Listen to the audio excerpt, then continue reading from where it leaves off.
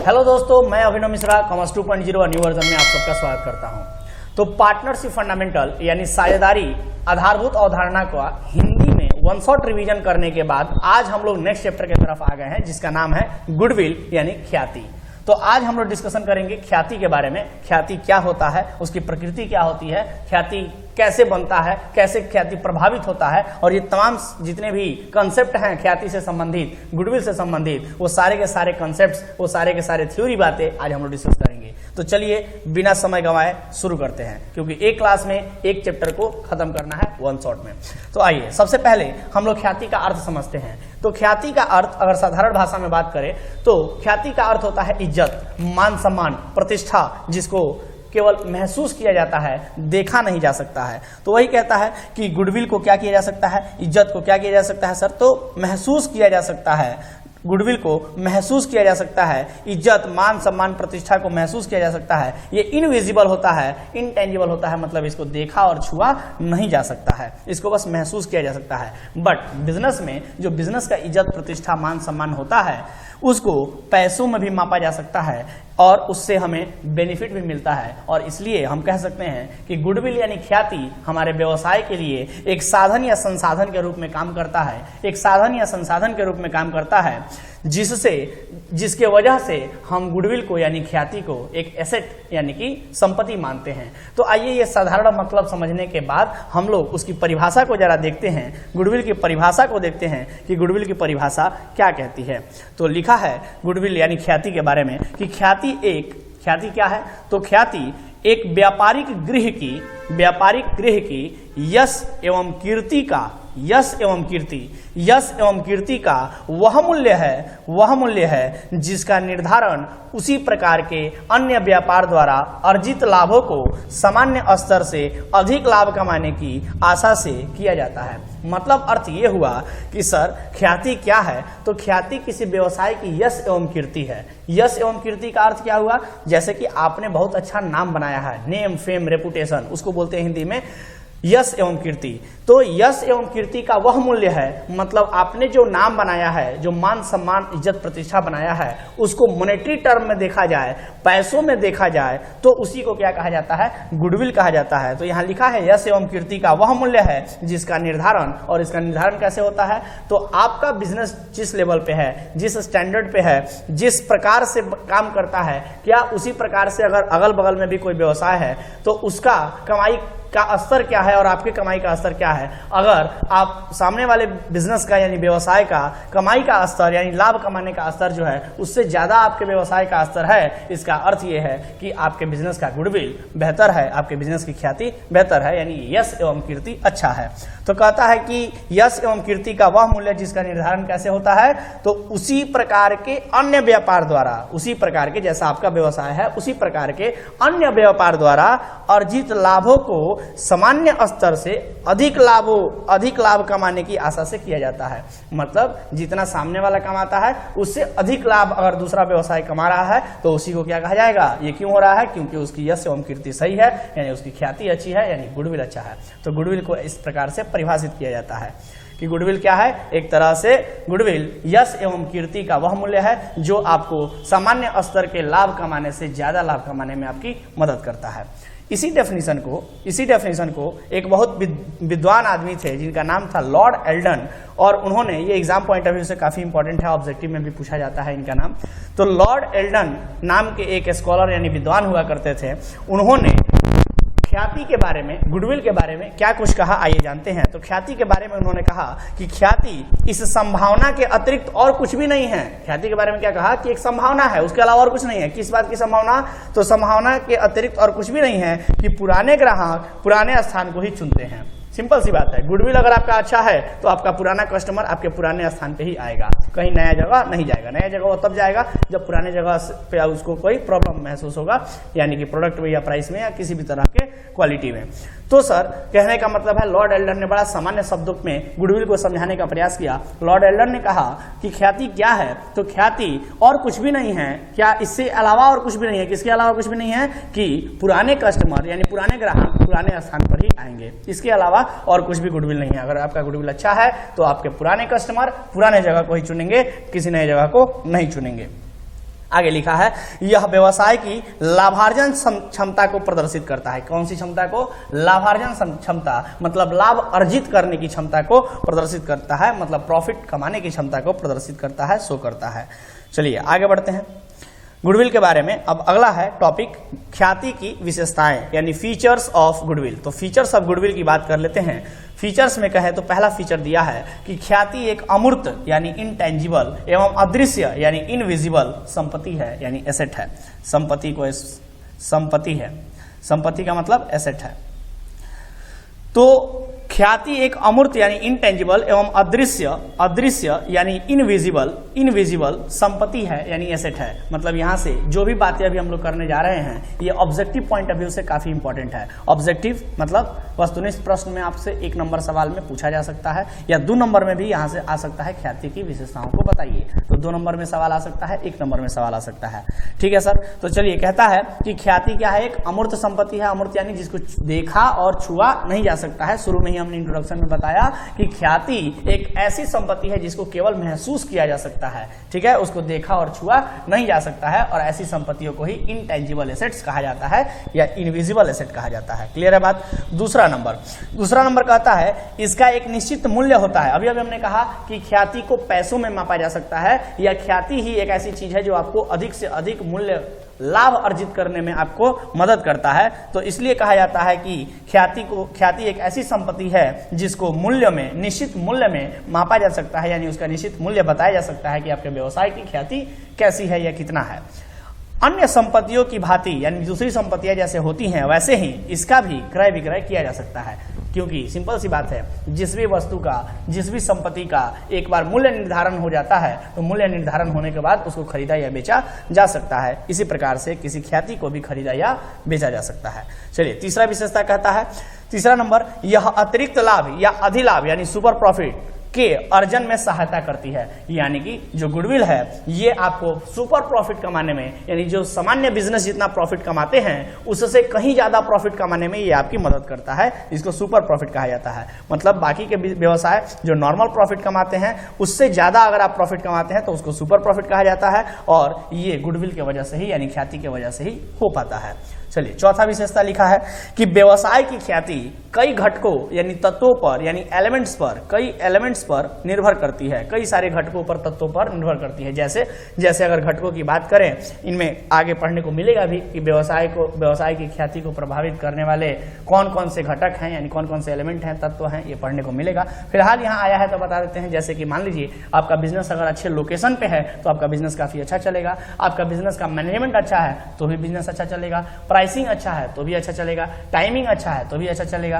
कुल मिला करके बहुत सारे ऐसे फैक्टर्स हो सकते हैं जो गुडविल को प्रभावित करते हैं। मतलब लोकेशन से लेकर के, लोकेशन, बिजनेस का लोकेशन, उसके बाद management, pricing, quality of product, ये बहुत सारी चीजें आपको मैटर करता है आपको आपके बिजनेस के गुडविल को अच्छा बनाने में।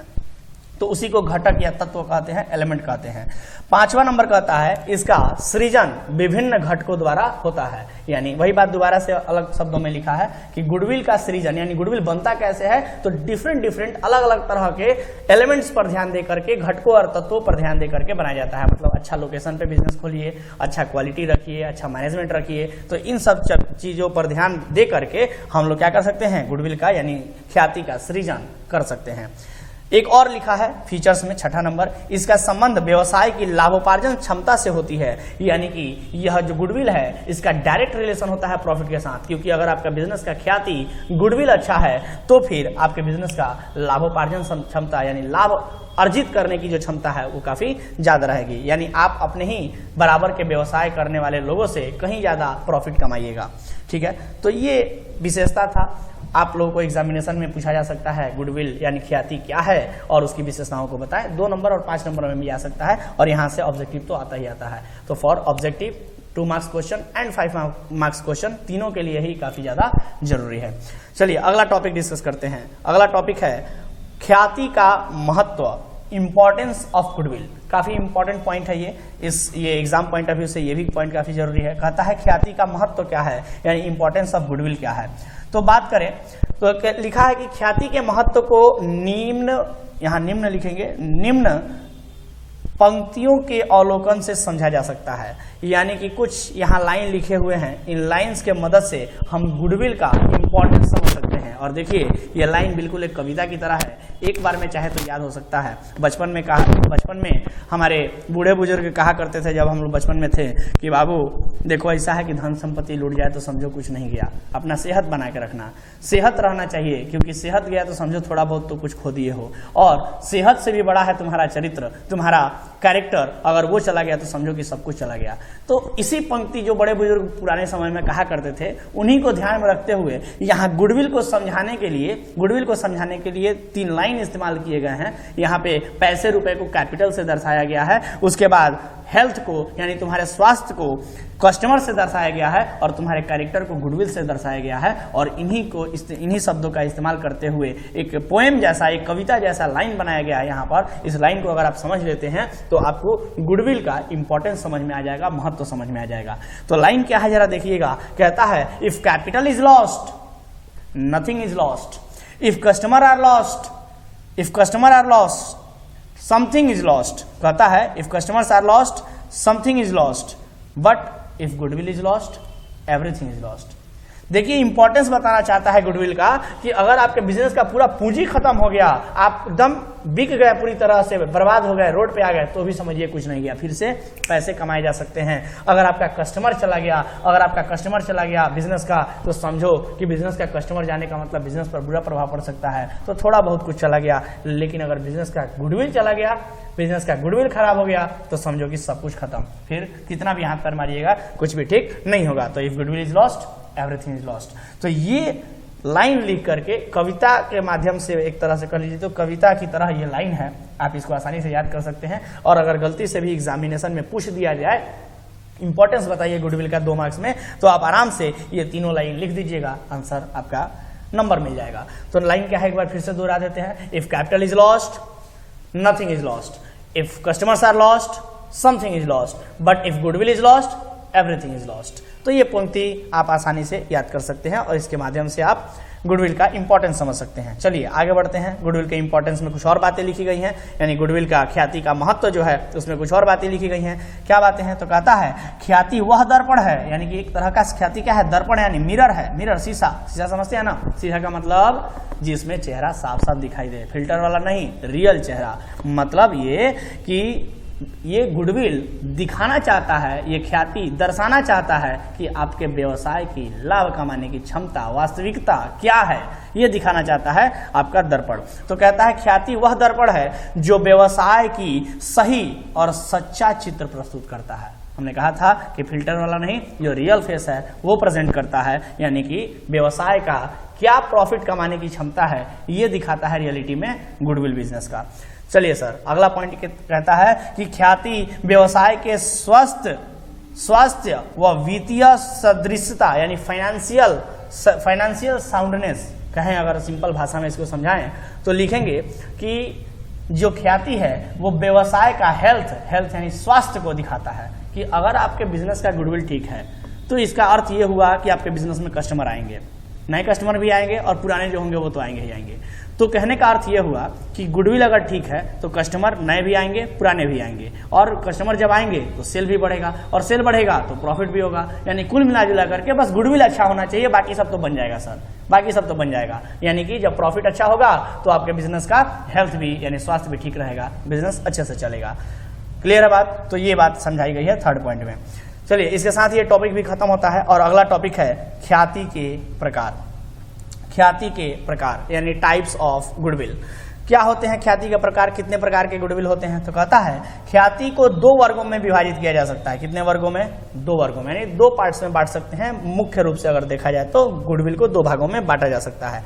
पहला होता है क्रय की गई ख्याति। कौन सा होता है पहला? क्रय की गई ख्याति यानी परचेज्ड गुडविल। कौन सा गुडविल? Purchased goodwill. और दूसरा होता है स्वयं उत्पन्न की गई ख्याति, स्वयं उत्पन्न यानी सेल्फ जनरेटेड गुडविल। इन दोनों के बारे में समझेंगे। पहला कहता है कि हमने अपने से किसी बिजनेस का गुडविल हमने अपने से नहीं बनाया है, बल्कि हमने बिजनेस को ही खरीद लिया और उसके साथ उसका गुडविल भी खरीद लिया। एक तो ये गुडविल होता है। और दूसरा गुडविल कि हमने कोई नया बिजनेस किया है और उस बिजनेस में तन मन धन लगा करके काम करते हैं और फिर ईमानदारी से हम क्या करते हैं कि उस बिजनेस का खुद ही यश एवं कीर्ति हम खुद से बनाते हैं यानी खुद ही गुडविल बनाते हैं, ऐसे गुडविल को सेल्फ जनरेटेड गुडविल यानी स्वयं उत्पन्न की गई ख्याति कहा जाता है। तो चलिए शॉर्ट में तो मैंने बता दिया, और फिर से यहाँ पर हम लोग समझ लेते हैं कि सर इनका डेफिनेशन किस प्रकार से बताया गया है। तो आइए देखिए, लिखा है कि क्रय की गई ख्याति क्या होता है। सबसे पहला नंबर क्रय की गई ख्याति, परचेज्ड गुडविल है ना। परचेज्ड गुडविल क्या होता है, तो लिखा है कि यह उस समय उत्पन्न होती है।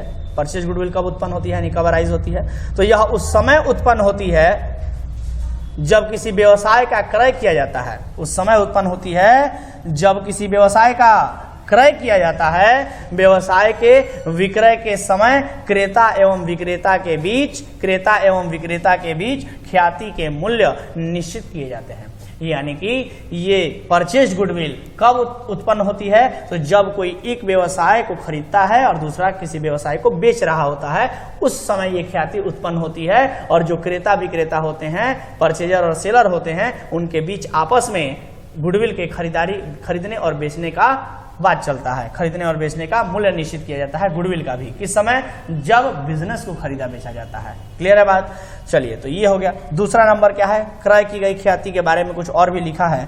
क्रय की गई ख्याति के बारे में लिखा है कि क्रय की गई ख्याति का मूल्यांकन होता कैसे है, कैसे हम उसका प्राइस निकालते हैं। तो लिखा है कॉस्ट ऑफ परचेज गुडविल, या परचेज गुडविल बराबर क्या होता है, तो परचेज प्राइस ऑफ बिजनेस का परचेज प्राइस क्या है, माइनस का साइन है यहाँ पर, minus net value of asset purchase. यानी कि हम किसी बिजनेस को खरीद रहे हैं, तो उस बिजनेस को खरीदने के लिए टोटल पैसा हमने सामने वाले को कितना दिया और उसके बिजनेस में टोटल एसेट का वैल्यू कितना है, उसको माइनस कर देंगे। अगर हम लोग टोटल एसेट के वैल्यू को माइनस कर देंगे तो हमें पता चल जाएगा गुडविल का वैल्यू कितना है। सिंपल शब्दों में समझने के लिए हम ऐसे एग्जाम्पल एक ले सकते हैं। जैसे कि मान लीजिए कि अगर कोई बिजनेस हम 1 करोड़ में खरीद रहे हैं, 1 करोड़ में खरीद रहे हैं, और अगर उस बिजनेस का एसेट का मूल्यांकन किया गया का मतलब एसेट का वैल्यूएशन किया गया, वैल्यू लगाया गया, तो पता चला कि सर उस एसेट का वैल्यू टोटल उसके बिजनेस में एसेट जो है वो तो 60 लाख रुपया है, लेकिन हमको देना कितना पड़ा, 1 करोड़ देना पड़ा। तो सर ये बीच का 40 लाख रुपया क्या हो गया, तो यही बीच का 40 लाख रुपया क्या कहलाता है, गुडविल कहलाता है। क्लियर हो गया बात। तो 1 करोड़ जब हम लोगों ने 1 करोड़ रुपए में बिजनेस खरीदा है, और मान लीजिए 1 करोड़ में बिजनेस खरीदा है और टोटल बिजनेस का जो एसेट था उसका वैल्यूएशन 60 लाख रुपया था, तो 40 लाख क्या कहलाएगा, परचेज प्राइस ऑफ गुडविल कहलाएगा, यानी कि गुडविल का वैल्यू कहलाएगा। चलिए आगे बढ़ते हैं और यहाँ पर नेट वैल्यू ऑफ एसेट या नेट एसेट की बात की गई थी। तो नेट एसेट का मतलब होता है एसेट्स माइनस लायबिलिटी, यानी कि जो भी उसके बिजनेस में लायबिलिटी होगा उसको एसेट में से क्या कर दिया जाएगा, माइनस कर दिया जाएगा। ये ऑब्जेक्टिव पॉइंट ऑफ व्यू से इंपॉर्टेंट है, ऑब्जेक्टिव में ये क्वेश्चन दे देता है। चलिए आगे लिखा है कि इस ख्याति को आर्थिक चिट्ठे में दिखाया जाता है, यानी जो परचेज गुडविल होता है जिसके लिए हमने प्राइस पे किया है, पैसा दिया है, उस गुडविल को एक निश्चित अवधि के अंतर्गत इसे अपलिखित कर दिया जाता है, मतलब बैलेंस शीट में दिखाया जाएगा और समय के साथ उसको क्या किया जाएगा, राइट ऑफ किया जाएगा, क्योंकि समय के अनुसार हो सकता है आपके गुडविल का जो वैल्यू है वो खत्म भी हो जाए अगर आप उसके लिए कुछ काम नहीं करते हैं तो। इसलिए उसको क्या किया जाता है, समय के साथ अपलिखित किया जाता है, यानी राइट ऑफ किया जाता है। चलिए आगे बढ़ते हैं। आगे लिखा है दूसरा नंबर पॉइंट, परचेज गुडविल के बाद दूसरा कौन सा था, स्वयं उत्पन्न की गई ख्याति या अर्जित ख्याति भी उसको बोल सकते हैं, इंग्लिश में बोले तो सेल्फ जेनरेटेड गुडविल। क्या होता है ये सेल्फ जेनरेटेड गुडविल, आइए चर्चा करते हैं। लिखा है व्यवसायिक उपक्रम के लाभ अर्जन में, जो व्यवसायिक उपक्रम होता है उसके लाभ अर्जन में महत्वपूर्ण योगदान करता है। क्या, स्वयं उत्पन्न की गई ख्याति की हम बात कर रहे हैं। जो स्वयं उत्पन्न की गई ख्याति है वो व्यवसायिक उपक्रम के लाभ अर्जन में महत्वपूर्ण योगदान करता है। इस प्रकार की ख्याति का मूल्यांकन का प्रश्न फर्म के पुनर्गठन यानी रिकॉन्स्टिट्यूशन ऑफ द फर्म, ध्यान रहे ये चैप्टर आपके सिलेबस में पढ़ना है, रिकॉन्स्टिट्यूशन ऑफ फर्म यानी कि व्यवसाय का, फर्म का पुनर्गठन। ठीक है, उस समय पर व्यवसाय का जब पुनर्गठन होता है, फर्म का जब पुनर्गठन होता है, केवल उसी समय पर उत्पन्न होता है। क्या उत्पन्न होता है, तो जो स्वयं उत्पन्न की गई ख्याति है उसका हिसाब कब होता है, जब व्यवसाय का पुनर्गठन होता है, जब फर्म का पुनर्गठन होता है। और फर्म का पुनर्गठन कब होता है, तो फर्म का पुनर्गठन के लिए हम लोगों को सिलेबस में 3-4 चैप्टर दिए हुए हैं पढ़ने के लिए, जैसे change in profit sharing ratio, लाभ हानि अनुपात में परिवर्तन, दूसरा एडमिशन यानी प्रवेश, साझेदार का प्रवेश, नए साझेदार का प्रवेश, तीसरा किसी साझेदार का रिटायरमेंट यानी अवकाश ग्रहण, और चौथा किसी साझेदार का डेथ यानी मृत्यु। तो ये 4 कंडीशन हो सकते हैं जिसमें कि साझेदारी फर्म का पुनर्गठन होता है, और इन्हीं 4 परिस्थितियों में हम लोगों को क्या करना होता है, स्वयं उत्पन्न की गई ख्याति का गणना करना होता है, कैलकुलेशन करना होता है। चलिए सर आगे बढ़ते हैं। कहता है कि साझेदारी के लाभ हानि के अनुपात में परिवर्तन, ये वही बात अभी जो समझा रहे थे उसी को लिखा है। पहला नंबर यहाँ पर हो जाएगा साझेदारी के लाभ हानि अनुपात में परिवर्तन, change in profit sharing ratio. दूसरा यहाँ पर है नए साझेदार का फर्म में प्रवेश। तीसरा है साझेदार का अवकाश, और चौथा है ग्रहण करने या किसी साझेदार की मृत्यु होने। देखिए यहाँ चौथा हो गया किसी साझेदार के मृत्यु होने आदि के समय इस प्रकार की ख्याति का मूल्यांकन किया जाता है। आगे कहता है कि इन दशाओं में उसे साझेदार को ख्याति या प्रीमियम देय होती है। कहता है कि जो भी कंडीशन 4 कंडीशन की हम बात किए, इन कंडीशंस में, इन दशाओं में ख्याति का जो भी मूल्य होगा, ख्याति का फर्म का ख्याति का जो भी मूल्य होगा, वो मूल्य सामने वाले साझेदार को, यानी जो भी लॉस सह के जा रहा होगा बिजनेस से, उसको देना पड़ता है जो बचे हुए साझेदार हैं उनके द्वारा। जिसे लाभ के हिस्से का त्याग यानी सेक्रीफाइस किया हो, यानी जिसने भी लाभ का त्याग किया हो, अभी हमने कहा कि जिसने भी लॉस सहा हो, जिसने भी लाभ का त्याग किया हो, उसको क्या किया जाएगा, गुडविल में से उसका हिस्सा दिया जाएगा। तो ये हो गया। चलिए सर, सेल्फ जनरेटेड गुडविल भी यानी स्वयं उत्पन्न की गई ख्याति भी खत्म होता है। अगले टॉपिक की तरफ बढ़ते हैं।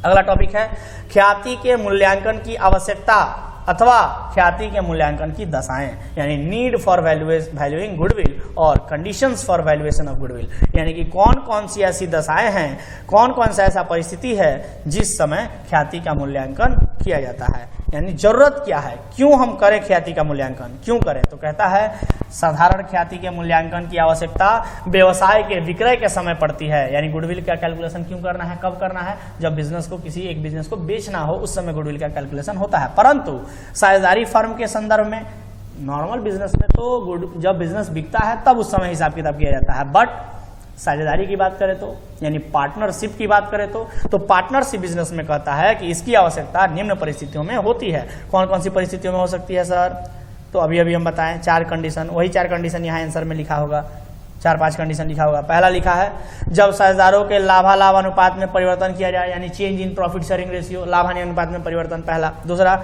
नए साझेदार का प्रवेश, क्लियर है बात। तीसरा तो कोई साझेदार का अवकाश ग्रहण। चौथा किसी साझेदार की मृत्यु हो गई। पांचवा जब फर्म के व्यवसाय को बेचा जाए, और छठा जब 2 या 2 से अधिक फर्म का एकीकरण किया जाए, यानी कि जब 2 या 2 से अधिक फर्म आपस में मिल करके काम करने लगे, जब वो 2 या 2 से अधिक फर्म आपस में पार्टनर बन जाए तो उस समय भी गुडविल का वैल्यूएशन करना पड़ता है। तो ये 6 कंडीशन यहाँ पर बुक में दिया हुआ है। ये वेरी वेरी इंपॉर्टेंट क्वेश्चन के रूप में 2 मार्क्स में आ सकता है और आता है। ठीक है, आगे बढ़ते हैं। मतलब पूछ देगा कि ख्याति की गणना करने की क्या आवश्यकता है या कब करते हैं, तो उस समय आपको ये आंसर लिखना होगा। चलिए आगे बढ़ते हैं। अगला टॉपिक है ख्याति के मूल्य को प्रभावित करने वाले तत्व या घटक। बहुत ही ज्यादा इंपॉर्टेंट, ये एग्जाम में फिक्स है, क्वेश्चन आता ही आता है, इस बार भी आएगा। Factors affecting the value of goodwill, यानी कौन कौन से ऐसे फैक्टर्स हैं, कौन कौन से ऐसे तत्व हैं जो गुडविल को प्रभावित करते हैं। तो आइए सब चर्चा करते हैं। पहला नंबर लिखा है व्यवसाय की प्रकृति, यानी किन किन वजहों से व्यवसाय की ख्याति प्रभावित होती है। तो पहला नंबर लिखा है व्यवसाय की प्रकृति, यानी नेचर ऑफ बिजनेस। लिखा है यदि व्यवसाय दैनिक प्रयोग की वस्तुओं से संबंधित हो तो इस तरह के व्यवसाय के लाभ में अस्थायित्व रहता है, मतलब कंसिस्टेंट बना रहता है, हमेशा बना रहता है, क्योंकि ऐसी वस्तुओं की मांग स्थिर रहती है। जब मांग स्थिर है तो गुडविल भी स्थिर रहेगा, सिंपल सी बात। यदि वस्तुएं फैशन से संबंधित हो, अब फैशन से संबंधित कोई वस्तु का आप डील करते हो, मैंने बेचते खरीदते हो, तो फैशन तो हमेशा बदलते रहता है सर। तो जब फैशन हमेशा बदलते रहता है तो आपको भी बड़ा एक्टिव रहना पड़ेगा, क्योंकि आप जहां स्थिर हुए कि फिर पता चलेगा गुडविल ऊपर नीचे हो जाएगा। इसलिए फैशन के अनुसार आपको भी चलना पड़ता है, आपको भी बदलना पड़ता है। बदलते रहोगे, चलते रहोगे तो आपका भी गुडविल बना रहेगा, अदरवाइज गुडविल आपके बिजनेस का कम हो जाएगा। आगे लिखा है तो इस तरह के व्यवसाय में लाभ अस्थिर रहता है। आगे बढ़ते हैं। आगे लिखा है ब्रांडेड वाली वस्तुओं के बारे में, ब्रांडेड वस्तुओं के बारे में लिखा है कि ब्रांडेड वाली वस्तुओं के व्यवसाय में अधिक लाभ अर्जित होता है। जो ब्रांडेड वस्तुएं हैं उनमें लाभ जो होता है वो अधिक होता है। फलतः यह कहा जा सकता है कि स्थिर व्यवसाय वाली संस्थाओं की ख्याति अधिक होती है। जो भी वस्तुएं जो स्थिर रहने वाली हैं, जिनमें ज्यादा परिवर्तन समय के अनुसार नहीं होता है, उसमें जो गुडविल भी है वो क्या होता है, गुडविल भी अधिक रहता है, स्थिर रहता है। अगला कहता है, तो नेचर के हिसाब से मेरे कहने का अर्थ है कि बिजनेस आप जिस तरीके का कर रहे हो, व्यवसाय जिस प्रकार का कर रहे हो, उसके हिसाब से भी गुडविल डिसाइड होता है। अगर बहुत जोखिम भरा बिजनेस है, बहुत नेचर ऐसा है कि मैंने भाई हमेशा चेंज होते रहता है, तो फिर उसमें गुडविल भी बड़ा रिस्की हो जाएगा। और कोई ऐसा बिजनेस करते हो जिसमें बहुत चेंजिंग की जरूरत नहीं है, तो फिर गुडविल भी आपका स्थिर बना रहेगा। आगे कहता है जोखिम, जोखिम यानी रिस्क। जोखिमपूर्ण व्यवसाय की ख्याति कम होती है। कैसी होती है? कम होती है। यानी अगर बहुत रिस्की बिजनेस कर रहे हो तो आपका गुडविल भी कम रहेगा। बहुत रिस्क है क्योंकि पता नहीं कुछ भी कभी भी हो सकता है, तो फिर गुडविल भी उसी हिसाब से तय होगा। आगे लिखा है एकाधिकार शक्ति, मोनोपोली। जी हाँ, वेरी इंपॉर्टेंट पॉइंट, मोनोपोली। कहता है अगर आपके व्यवसाय में, अगर आपका व्यवसाय एकाधिकारी शक्ति का है, यानी मोनोपोली पावर है आपके बिजनेस में, तो फिर ऐसे कंडीशन में आपका व्यवसाय का ख्याति अधिक होगा, अधिक होगा ख्याति। अगर आपका बिजनेस व्यवसाय जो है वह अनुकूल स्थान पर स्थिर रहता है, तो ऐसी व्यवसाय की ख्याति अधिक रहती है, अधिक होती है। मतलब कहता है कि अगर आपका व्यवसाय मार्केट पर अकेले चलता है, कोई दूसरा कंपटीटर नहीं है, तो फिर ऐसे कंडीशन में दूसरा कोई कंपटीटर जब है ही नहीं, तो कस्टमर दूसरे जगह जा नहीं सकते हैं, इसलिए आपका गुडविल हमेशा ही बना रहेगा। आगे बढ़ते हैं। अनुकूल स्थान, अनुकूल स्थान माने अनुकूल, फेवरेबल लोकेशन। मतलब आपका बिजनेस बहुत सही लोकेशन पे है। देखिएगा कभी कभी मोहल्ले वगैरह में जो कॉर्नर वगैरह पे दुकान होते हैं वो काफी चलते हैं, लेकिन कहीं गली में अंदर कहीं कोई दुकान हो तो वो कम चलता है, लोकेशन के वजह से, स्थान के वजह से। स्थान सही रहेगा बिजनेस का, कहा जाता है कि सब्जी जो है वो मार्केट में ही बिकेगा, मंडी में ही बिकेगा। उसी प्रकार से कहने का अर्थ ये है कि कोई भी व्यवसाय अगर लोकेशन सही हो, स्थान सही हो, तो वो वहां पर चलता ही चलता है, उसका गुडविल ठीक बना रहता है। लोकेशन बहुत बड़ा मैटर करता है। यदि व्यवसाय अनुकूल स्थान पर स्थिर रहे तो ऐसे व्यवसाय की ख्याति अच्छी रहती है। ठीक है, अच्छी रहती है।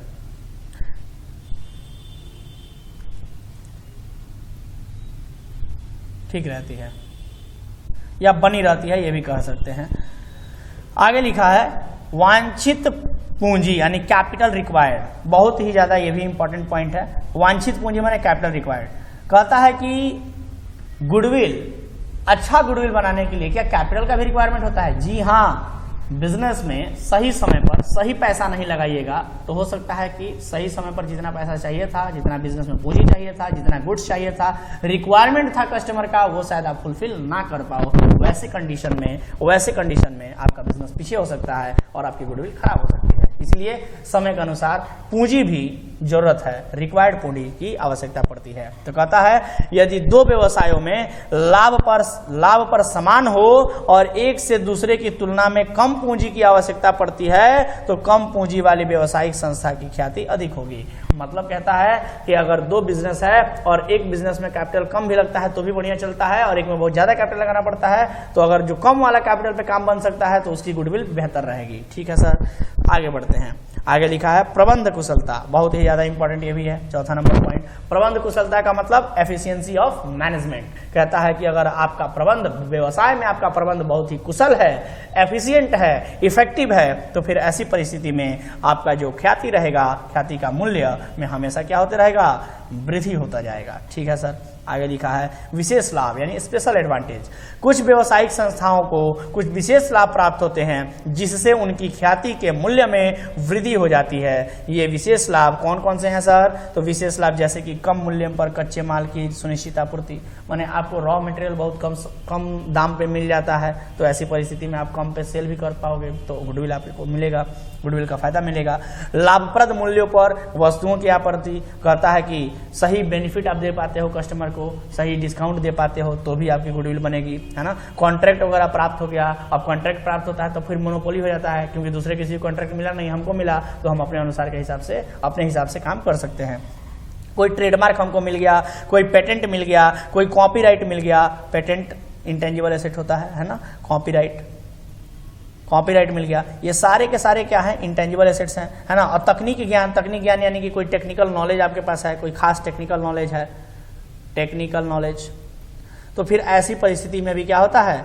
ऐसी परिस्थिति में भी आपको गुडविल का फायदा, विशेष फायदा मिल सकता है। आगे बढ़ते हैं। अगला टॉपिक है ख्याति की प्रकृति। क्या है अगला टॉपिक? ख्याति की प्रकृति। क्या कहता है ख्याति की प्रकृति? टॉपिक नेचर ऑफ गुडविल, ख्याति की प्रकृति। कहता है कि Whitman Smith motor company versus Chaplin का एक केस था। उस केस में, ये केस इंडिया का नहीं है, ये पुराना केस है, बहुत सालों पुराना है, सैकड़ों साल हो गया। और इस केस में गुडविल का नेचर समझाया गया। ये उतना इंपॉर्टेंट नहीं है केस याद रखना, बट लिख दिए हैं नॉलेज पॉइंट ऑफ व्यू से, है ना। तो Whitman Smith motor company versus Chaplin का एक केस हुआ था, मुकदमा हुआ था। उसमें ख्याति के प्रकार को, प्रकृति को, एक्चुअली में ख्याति के प्रकृति को ग्राहकों के स्वभाव के आधार पे व्यक्त किया जाता है, जो जानवरों के 4 स्वभाव पर आधारित है, जो निम्न प्रकार से दिया हुआ है। जी हाँ, ये जो केस हुआ था, इस केस के माध्यम से क्या किया गया, इस केस के माध्यम से 4 जानवरों के 4 नाम के आधार पे, उनके प्रकृति के, जानवरों के प्रकृति के आधार पे कस्टमर को बताया गया और उसके हिसाब से बिजनेस का गुडविल तय किया गया इस केस में। आइए, बड़ा इंटरेस्टिंग पॉइंट है। कहता है कि पहला कौन सा है, पहला ख्याति, तो कुत्ते की प्रकृति की ख्याति, यानी डॉग गुडविल। देखिए कितना इंटरेस्टिंग नाम है, कितना इंटरेस्टिंग नाम है। कहता है कुत्ते की प्रकृति की ख्याति, यानी कि जो डॉग होता है, कुत्ता होता है, उसका नेचर जिस प्रकार से होता है, उससे कंपैरिजन करके और फिर बिजनेस की गुडविल को एक्सप्लेन किया गया उस पर्टिकुलर केस में, है ना। तो कहता है कि क्या है कुत्ते की ख्याति वाली बात, तो लिखा है कुत्ता, आप कुत्ते के बारे में जानते होंगे, डॉग के बारे में जानते होंगे, वो क्या होता है, स्वामी भक्त होता है। स्वामी भक्त मतलब अपने मालिक को कभी भी नहीं काटता है, नहीं भौंकता है और हमेशा वफादार बना रहता है। उसी को कंपेयर किया गया, उसी का तुलना किया गया यहाँ पर कस्टमर के बारे में, है ना। कहता है कि कुत्ता स्वामी भक्त होता है, जहां स्वामी जाता है वहां कुत्ता भी साथ साथ जाता है। कुत्ते के स्वभाव वाले ग्राहक दुकान से लगाव ना रखकर उसके मालिक से लगाव रखते हैं। जी हाँ, इसको बताने का अर्थ ये था कि कुछ कस्टमर ऐसे होते हैं जिनको दुकान से नहीं बल्कि दुकान के मालिक से कुछ खास लगाव होता है, और इस वजह से वो मालिक जहाँ जहाँ जाएगा, फर्क नहीं पड़ता है कि दुकान कहाँ है, मालिक जहाँ भी जाएगा कस्टमर वहाँ जाएंगे, यानी दुकान का मालिक जहाँ भी जाएगा कस्टमर वहीं जाएंगे। इस प्रकार से इसको कहा गया कुत्ते की प्रकृति की ख्याति, यानी आपके बिजनेस का जो ख्याति होगा वो किस प्रकृति का माना जाएगा, तो कुत्ते की प्रकृति का माना जाएगा। लिखता है इस प्रकार व्यापार की ख्याति इस प्रकार की होती है कि जब एक निश्चित स्वामी उस व्यापार से जुड़ा रहता है तब उसमें ख्याति स्वामी के साथ ख्याति रहती है, और जब स्वामी उस व्यापार को छोड़ जाता है तो ख्याति भी स्वामी के साथ चली जाती है। जब तक उस बिजनेस का मालिक उस बिजनेस के साथ रहेगा तो उस बिजनेस का गुडविल बना रहेगा, और जब उस बिजनेस का मालिक यानी वो खास व्यक्ति अगर चला जाता है तो उस बिजनेस की ख्याति जो है वो कम हो जाती है या चली जाती है। तो कहता है कि ग्राहक उसी संस्था से संबंध बना लेता है जहां पुराना स्वामी चला जाता है। अगर पुराना स्वामी यानी पुराना मालिक व्यवसाय का कहीं और चला गया तो फिर कस्टमर भी वहां चले जाते हैं। तो कहता है ऐसी ख्याति को कुत्ते के स्वभाव की ख्याति कहा जाता है। कुत्ते के स्वभाव की ख्याति कहा जाता है, यानी डॉग गुडविल कहा जाता है, तथा इसका मूल्य जो होता है वो क्या होता है, कम होता है। चलिए, दूसरा ख्याति कहता है, पहला कुत्ते की प्रकृति की ख्याति हो गई, दूसरा बिल्ली के प्रकृति की ख्याति यानी कैट गुडविल। कैट गुडविल के बारे में क्या लिखा है कि बिल्ली है वो पुराने घर को पसंद करती है, चाहे घर का मालिक घर छोड़कर चला जाए पर वह अपने रहने की जगह नहीं छोड़ती है। यानी कि बिल्ली जिस घर में पुराने समय से रह रही है उसी घर में रहती है, भले ही मालिक उसके बदल जाए, अपने पुराने जगह को ही पसंद करती है। ठीक उसी प्रकार बिल्ली के स्वभाव वाले ग्राहक व्यवसाय के स्वामी के साथ रहते हैं, इसी बिल्ली के स्वभाव की ख्याति कहते हैं। इस प्रकार की ख्याति का मूल्य सर्वाधिक होता है क्योंकि संस्था के स्वामी के परिवर्तन का उस पर यानी उस व्यवसाय पर कोई भी प्रभाव नहीं पड़ता है। यानी कि अगर स्वामी बदल भी गया, अगर स्वामी एक जगह से दूसरे जगह भी चला गया,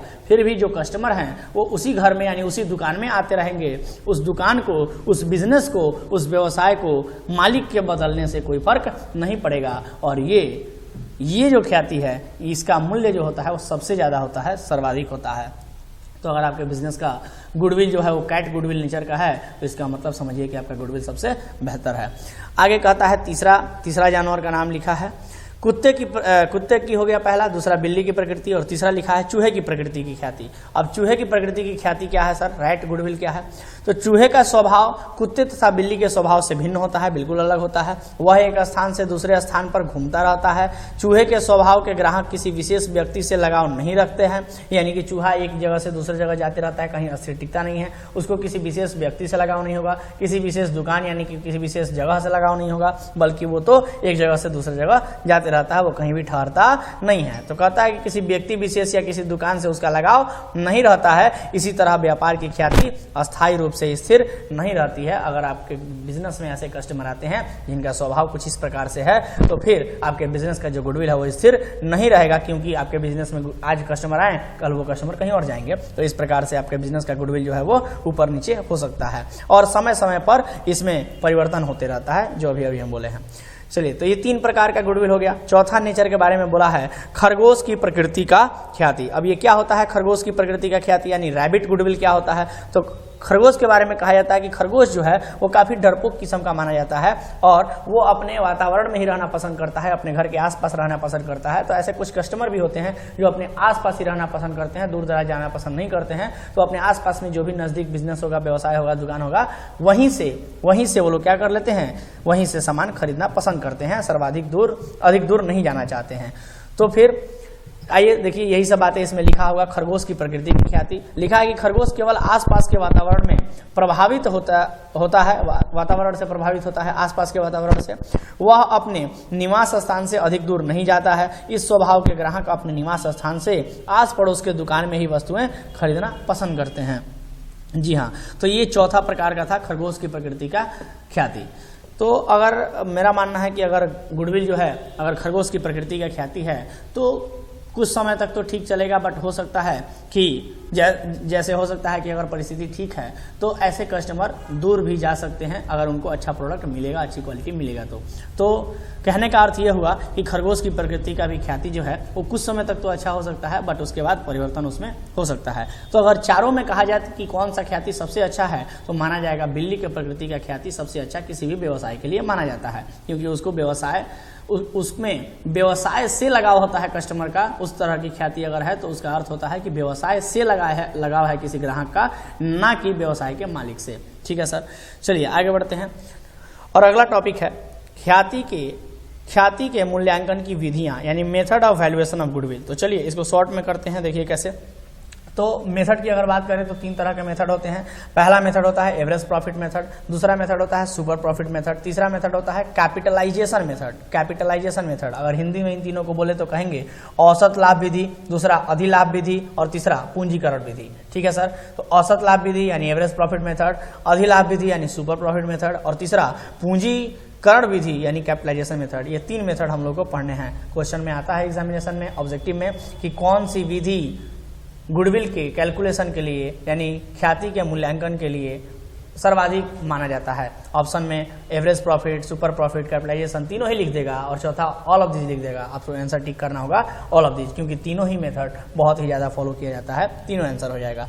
तो आइए एक एक करके जानते हैं कि औसत लाभ विधि यानी एवरेज प्रॉफिट मेथड क्या कहता है। तो एवरेज प्रॉफिट मेथड कहता है कि नंबर ऑफ ईयर से एवरेज प्रॉफिट मेथड कहता है कि एवरेज प्रॉफिट निकाल करके नंबर ऑफ ईयर परचेस से मल्टीप्लाई कर देना होगा, गुणा कर देना होगा, और इस प्रकार से गुडविल निकल जाएगा। तो चलिए, कहता है कि एवरेज प्रॉफिट जो है उसको 2 भेद में यानी 2 प्रकार से बांटा जा सकता है एवरेज प्रॉफिट मेथड को। एक होता है सिंपल एवरेज प्रॉफिट मेथड, और दूसरा होता है वेटेड एवरेज प्रॉफिट मेथड, यानी सरल औसत लाभ विधि और भारित औसत लाभ विधि। आइए जानते हैं दोनों क्या कहता है। तो सबसे पहला सरल औसत लाभ विधि, ये क्या कहता है सरल औसत लाभ विधि। तो इसका फॉर्मूला होता है, इसमें गुडविल का फॉर्मूला होता है गुडविल बराबर औसत लाभ, गुडविल बराबर इसमें होता है औसत लाभ इंटू यानी गुणा क्रय वर्षों की संख्या, यानी goodwill is equal to average profit into number of year purchase. अब ये एवरेज प्रॉफिट कैसे निकलता है, तो एवरेज प्रॉफिट यानी औसत लाभ कैसे निकलता है, तो कुल लाभ जितना भी कुछ साल का इन्फॉर्मेशन दिया होगा, 4-5 साल का जो भी इन्फॉर्मेशन दिया होगा, कुल लाभ को डिवाइड कर दिया जाएगा, भाग कर दिया जाएगा वर्षों की संख्या से जितने साल का वो इन्फॉर्मेशन दिया गया है, यानी total profit divide by number of years. तो ये आपका एवरेज प्रॉफिट आ जाएगा। और जब एक बार एवरेज प्रॉफिट आ जाए तो एवरेज प्रॉफिट को गुणा कर दिया जाएगा नंबर ऑफ ईयर परचेज से। ये परचेज लिखा हुआ है, नंबर ऑफ ईयर परचेज से गुणा कर दिया जाएगा। ठीक है सर, चलिए, तो ये था आपका सिंपल एवरेज प्रॉफिट मेथड। दूसरा पढ़ते हैं average weighted average profit method क्या होता है, यानी भारित औसत लाभ विधि क्या होता है।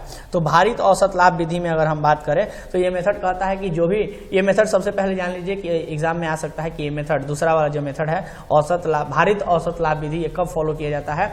तो इसका आंसर होगा कि जब कभी भी आपके व्यवसाय का कुछ सालों का प्रॉफिट या तो बढ़ते क्रम में हो या तो घटते क्रम में हो, तो ऐसी परिस्थिति में वेटेड एवरेज प्रॉफिट यानी भारित औसत लाभ विधि का इस्तेमाल किया जाता है। और इसमें जो भी प्रॉफिट्स होते हैं, नेट प्रॉफिट्स होते हैं, उनको कुछ वेट दिया जाता है, कुछ भार दिया जाता है, जैसे 1 2 3 4 5 ऐसे करके भार दिए जाते हैं।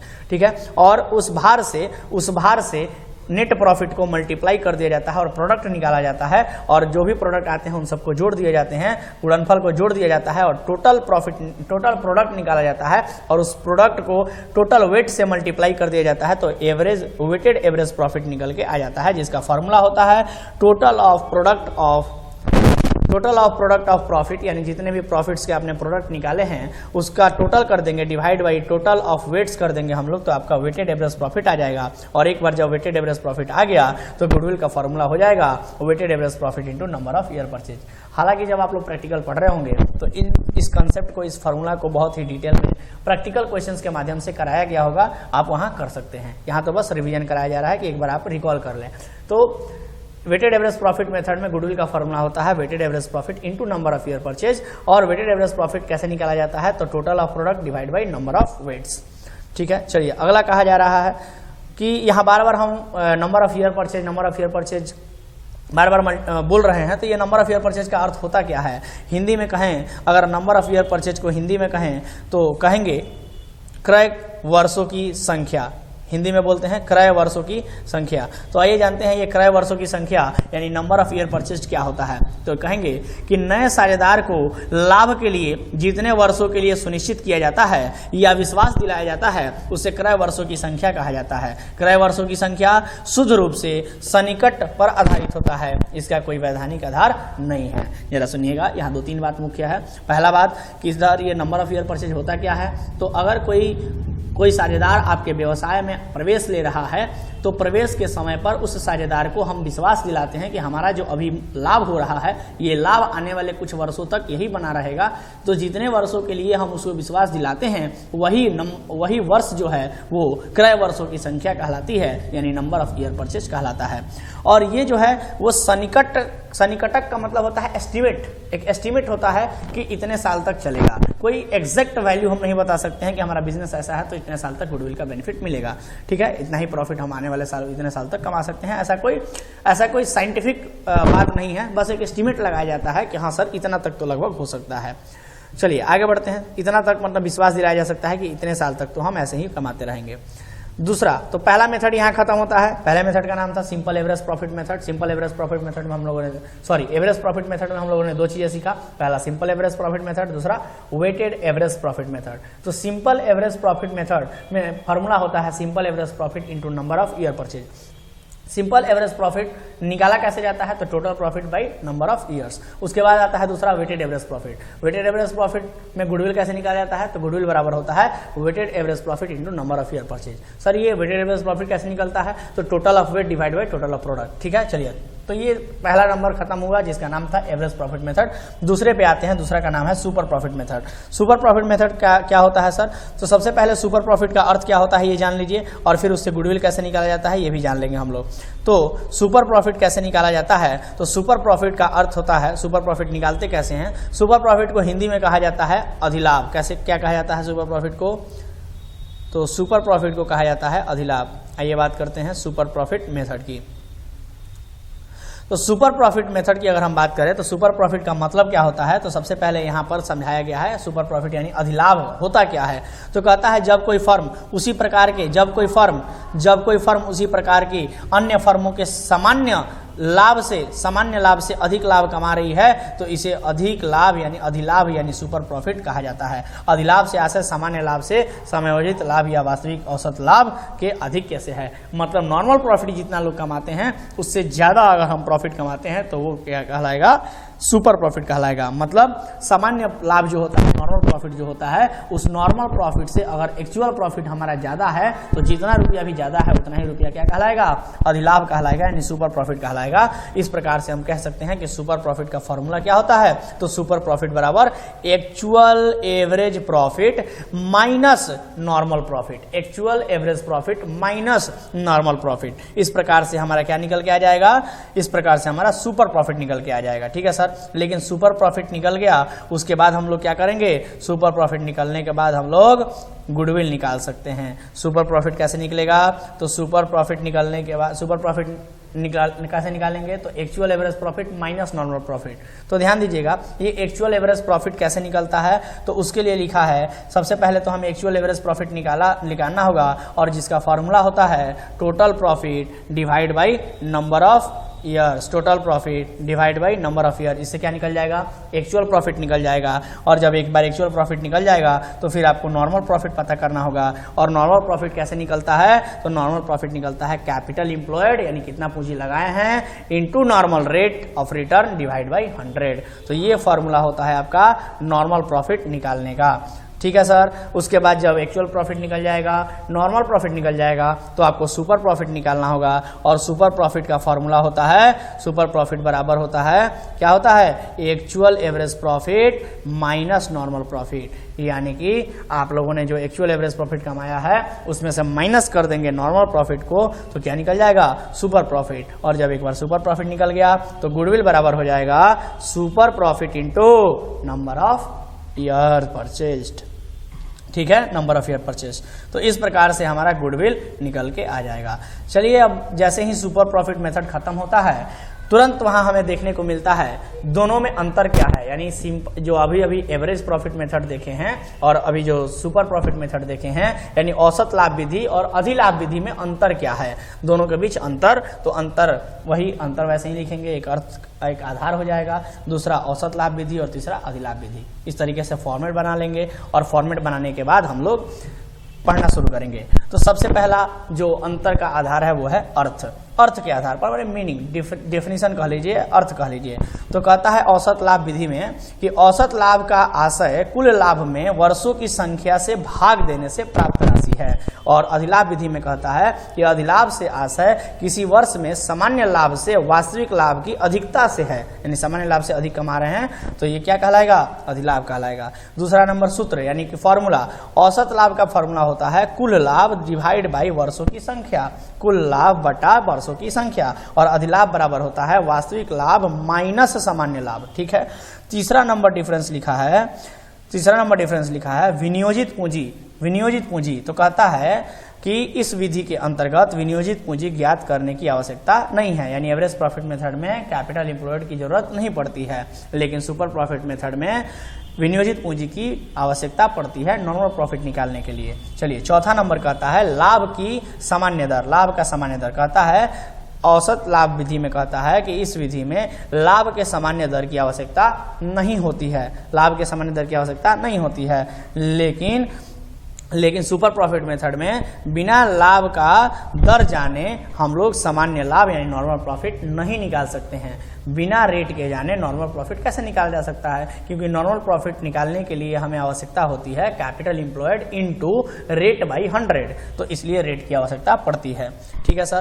पांचवा डिफरेंस कहता है वर्षों के लाभ। पांचवा डिफरेंस कहता है वर्षों के लाभ। तो औसत लाभ विधि में क्या कहता है कि लाभ, औसत लाभ की गणना हेतु एक से अधिक वर्षों के लाभ दिया रहना आवश्यक है। यानी कि अगर आपको एवरेज प्रॉफिट मेथड से गुडविल निकालना है तो एक साल से अधिक साल का आपको प्रॉफिट का पता होना आवश्यक है, क्योंकि तभी एवरेज निकल पाएगा। एक साल का एवरेज कैसे निकलेगा, कम से कम 2, 3, 4 ऐसे होना चाहिए सालों का प्रॉफिट, तब जाके हमें एवरेज प्रॉफिट निकल के आएगा। लेकिन अगर सुपर प्रॉफिट मेथड से हम बना रहे हैं तो सुपर प्रॉफिट मेथड में एक वर्ष के वास्तविक लाभ की आवश्यकता पड़ती है, यानी कि केवल 1 साल का भी इंफॉर्मेशन रहेगा तो भी हम लोग क्या कर लेंगे, 1 साल के बाद प्रॉफिट से भी हम लोग सुपर प्रॉफिट मेथड से गुडविल निकाल सकते हैं।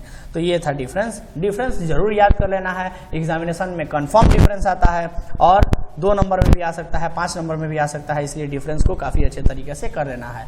तो अभी तक हम लोगों ने टोटल 2 मेथड गुडविल के कर लिए। पहला था एवरेज प्रॉफिट मेथड और दूसरा था सुपर प्रॉफिट मेथड। अब आइए तीसरे मेथड पे, जिसका नाम है पूंजीकरण विधि यानी कैपिटलाइजेशन मेथड। क्या कहता है कैपिटलाइजेशन मेथड, पूंजीकरण विधि क्या कहता है? तो लिखा है इस विधि के अंतर्गत व्यवसाय द्वारा अर्जित लाभों का पूंजीकरण करके ख्याति का मूल्य ज्ञात किया जाता है। ठीक है, जो भी प्रॉफिट हुआ है बिजनेस में उस प्रॉफिट का पूंजीकरण यानी कैपिटलाइजेशन